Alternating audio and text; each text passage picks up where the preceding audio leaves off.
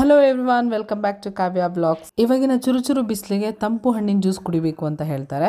ಅದರಲ್ಲಿ ಕರ್ಬೂಜ ಹಣ್ಣಿನ ಜ್ಯೂಸ್ ಕೂಡ ಒಂದು. ಅಂದರೆ ಕೆಲವರು ಸೀತೋಟ್ ಜ್ಯೂಸ್ ಅಂತ ಹೇಳ್ತಾರೆ, ಕೆಲವರು ಮಸ್ಕ್ ಮೆಲನ್ ಜ್ಯೂಸ್ ಅಂತ ಹೇಳ್ತಾರೆ.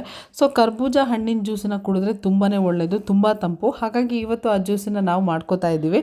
ಹಣ್ಣನ್ನು ಕಟ್ ಮಾಡಿ ಅದರಿಂದ ಬೀಜ ತೆಗೆದು ಫುಲ್ ಹಣ್ಣನ್ನು ಬೇಕಾದರೂ ಹಾಕಿ ಜ್ಯೂಸ್ ಮಾಡ್ಕೊಬೋದು, ಅಥವಾ ಅರ್ಧ ಹಣ್ಣು ಮಾಡಿ 4 ಮೆಂಬರ್ಸ್ ಇದ್ದರೆ ಅಥವಾ 5 ಮೆಂಬರ್ಸ್ ಇದ್ದರೆ ಅರ್ಧ ಹಣ್ಣು ಹಾಕಿದರೆ ಸಾಕು, ಇನ್ನು ಅರ್ಧ ಫ್ರಿಜ್ಜಿಗೆ ಇಡ್ಬೋದು.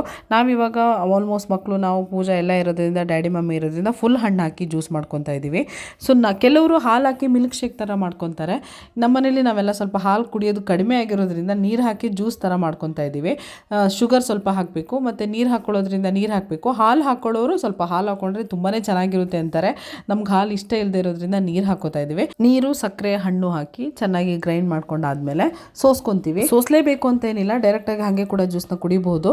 ಒಂದೊಂದು ಪೀಸಸ್ ಕಟ್ಟಾಗಿರಲ್ವಲ್ಲ, ಅದಕ್ಕೋಸ್ಕರ ಸೋಸ್ಕೊಳ್ಳೋದು ಅಷ್ಟೇ.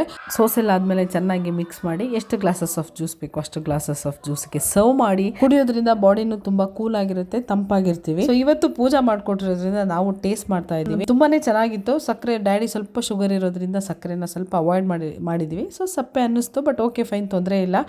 ತುಂಬಾನೇ ಚೆನ್ನಾಗಿತ್ತು. ಪೂಜಾ ಸ್ವಲ್ಪ ಐಸ್ ಕ್ಯೂಬ್ಸ್ ಎಲ್ಲ ಹಾಕೊಂಡು ಇನ್ನೂ ಚಿಲ್ಲಾಗಿ ಮಾಡ್ಕೊಂಡು ಕುಡಿದ್ಲು. ಥ್ಯಾಂಕ್ ಯು ಪೂಜಾ, ಜ್ಯೂಸ್ ಮಾಡಿಕೊಟ್ಟಿದ್ದಕ್ಕೆ, ನನ್ನ ವಿಡಿಯೋದಲ್ಲಿ ಅವಳು ಬಂದಿದ್ದಕ್ಕೆ ಥ್ಯಾಂಕ್ ಯು ಸೋ ಮಚ್. ಎಲ್ಲರೂ ಅವ್ರವ್ರ ಆರೋಗ್ಯದ ಕಡೆ ಗಮನ ಹರಿಸ್ಬೇಕು ಅಂತ ಹೇಳ್ತಾ ಈ ವಿಡಿಯೋನ ಮುಗಿಸ್ತಾ ಇದ್ದೀನಿ.